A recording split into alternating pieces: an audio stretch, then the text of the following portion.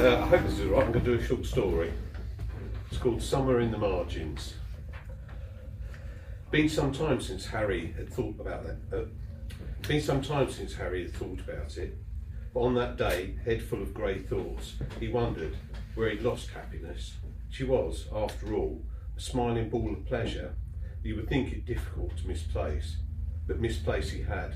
Somewhere, he believed, near November the 1st, 1998. He recalled the day had started well. A walk, a drink, pub lunch, and then, without a word, she was gone. Disappeared into a space somewhere between the wall and time.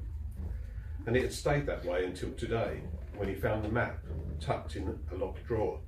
A dirty, tired thing with pen etched into its framed facade. Perhaps this might be his chance to retrace the past. Harry cleared the worn-up table he had found hanging under Durr's Bridge, the word Jenny scratched into its side. Laying out the OS Explorer, he taped one edge down before rolling his arm across the paper to iron out any mountains or valleys before fixing the opposite side. A close look revealed the exact spot, the word hope written in bloomful female text. Harry's back crawled, an itching shiver cantering from thighs to neck, while a fizz filled his groin. What choice did he have? In his upcycled wardrobe, made from the timber of a French guillotine and etched with the name Helen, he found the faded jeans and the striped baggy round neck he'd worn that day. To his surprise, they fitted. It was time to go. The journey was short and easy, the terrain ice flat. Harry passed the same neighbourhoods of shadow people, the same woods of fawning trees, and the same fields of night creatures. It was all as he remembered. Existence, it seemed, was so predictable, so lacking. Around the next corner, he found the pub, its walls washed with weather, its garden dressed in cigarette packets and ash. Such empty memories. Inside, two punters adorned a worn dartboard, and a tall, elegant man, his sockless, fake tanned feet slid into brown polished loafers, sat on a stool nursing a whiskey. Can I help you? Looking for happiness, aren't we all? A pause. She left in the late 90s. Bored and bronzed, the drinker returned to the bar, and Harry wandered outside. Rain now stiffened the air, and a cold wind kissed the pub sign, causing it to screech obscenities at the darkened clouds. Staring up, he read its name, The Hope, and, moving closer, he could make out, beneath the peeling white paint, the word happiness. To his right, Harry noticed a rusty Rover encamped in the far corner of the car park. Wasn't that his? Wandering over, he withdrew a key from his pocket and opened the lock. Sitting inside, the leather slimy, he drew in the smell of must, the patina of his younger years. Unsure of his next move, he closed his eyes. Images of happiness flooded his head.